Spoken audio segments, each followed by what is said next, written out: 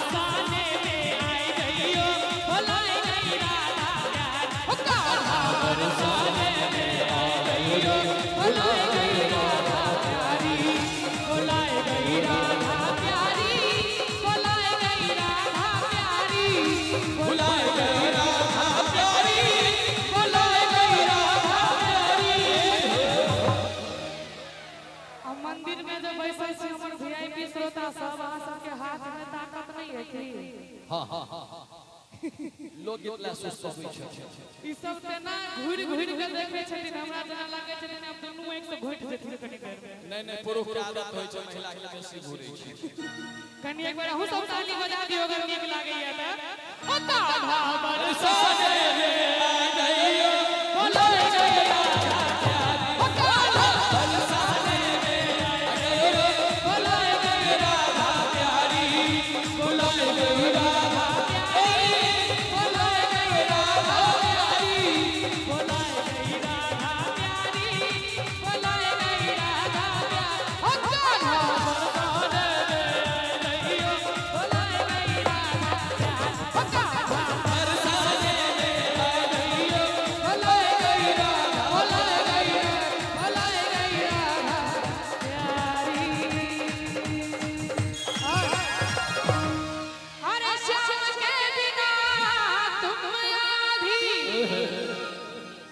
श्याम के बिना तुम्हारे बिना श्याम राधे। ऐसे बोलिए वैसे बोलिए दिल से बोलिए दिमाग से बोलिए, लेकिन क्या बोलेंगे जोर से श्री राधे और जोर से राधे राधे